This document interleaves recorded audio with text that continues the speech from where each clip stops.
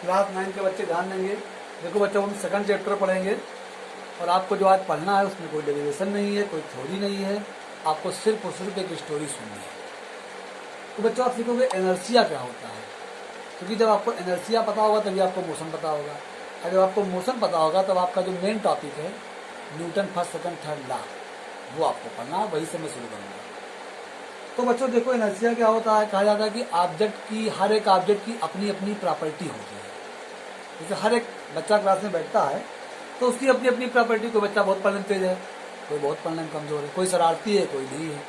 तो देखो बच्चों, जो बच्चा क्लास 6 में शरारत करता था वो क्लास 7 में भी करेगा, 8 में भी करेगा। तो बच्चों शरारत क्या है, उसकी इनर्शिया है। तो फॉर एग्जाम्पल, कोई अगर चोरी करता है तो वो हमेशा चोरी करेगा, बचपन से अगर उसके बाद लगी हुई बड़ा होगा तब भी कुछ ना कुछ चोरी कर लेगा। बच्चों क्या इनर्शिया है। तो बच्चों ऐसे जो हमारा निर्जीव वस्तु है, जो ऑब्जेक्ट है, उसकी भी इनर्शिया होती है। जैसे पंखा है, तो पंखा आपने क्या किया, स्विच ऑफ कर दिया, तो जैसे ही करंट ऑफ हुआ पंखा को तुरंत रुकना चाहिए था ना, लेकिन तब भी वो कुछ देर घूमता रहता है। क्यों? क्योंकि जब ऑन था तो घूम रहा था, जब घूम रहा था तो उसकी इनर्शिया घूमने वाली थी, इसलिए फिर घूम रहा है। तो बच्चों इनर्शिया का मतलब यही होता है कि कोई ऑब्जेक्ट है तो उसकी पहले वाली प्रॉपर्टी क्या थी, क्योंकि उसकी जो पहले वाली प्रॉपर्टी होती है उसी प्रॉपर्टी में वो बने रहना चाहता है, वही उसकी क्या है, इनर्शिया। जैसे कोई अगर चोरी करता तो वो चोर ही बनना चाहता है, माँ बाप डांटते हैं, टीचर डांटता है, या कोई बच्चा अगर शरारत करता है तो वो शरारत ही करना चाहता है। तो बच्चों यही क्या है, उसकी इनर्शिया है। तो बच्चों इनर्शिया पे याद आए तो न्यूटन का फर्स्ट लॉ। तो आज हम सीखेंगे न्यूटन का फर्स्ट लॉ, फिर आगे पढ़ेंगे सेकंड और third law.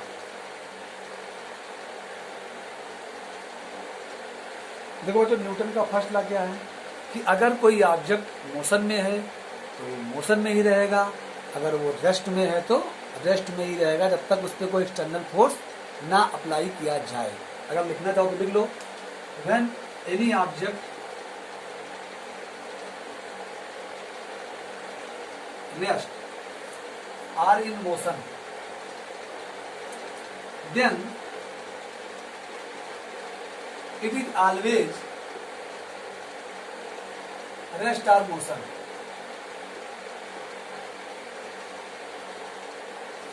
When any object rest or motion, then it is always rest or motion without applying any external force. इस बार में ध्यान देना पड़ेगा।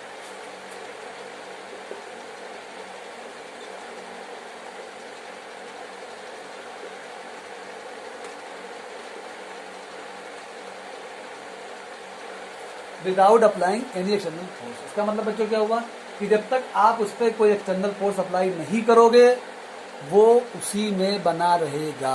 ये लो बच्चों, आपको बात समझ में आई?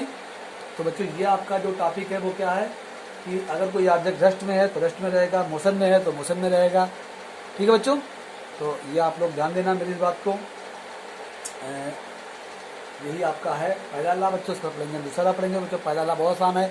फॉर एग्जाम्पल, जैसे मान लिया आप स्कूल गए तो कोई बेंच वहाँ हमेशा रखी रहती है, बेंच कभी हटती नहीं हटती, कब? जब एक्सटर्नल एजेंसी तुम हटाओगे तभी हटेगी। तो कोई भी वस्तु जहाँ पड़ी है वहाँ पड़ी रहेगी। ये न्यूटन का फर्स्ट लॉ है।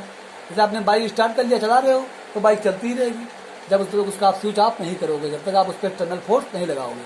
जब बच्चों से मान लिया पहिया है, आपने जब बॉल है, आपने फुटबॉल मारा, तो देखो फुटबॉल दौड़ता रहता है, जब किसी टकराएगा वो तब वो रुक जाएगा। देखा, या घास के मैदान में अगर फ्रिक्शन हुआ तब रुक जाएगा, कोई फोर्स लगेगा, कोई ना कोई फोर्स लगेगा तभी वो रुकेगा। तो और कोई ऑब्जेक्ट मोशन में है तो मोशन में ही रहेगा, रेस्ट में रहेगा। आपको सिर्फ इतनी बात कहनी है कि अगर कोई ऑब्जेक्ट रेस्ट में है तो रेस्ट में रहेगा, मोशन में है तो मोशन में रहेगा, जब तक उस पर कोई एक्सटर्नल फोर्स ना लगे। फिर बच्चों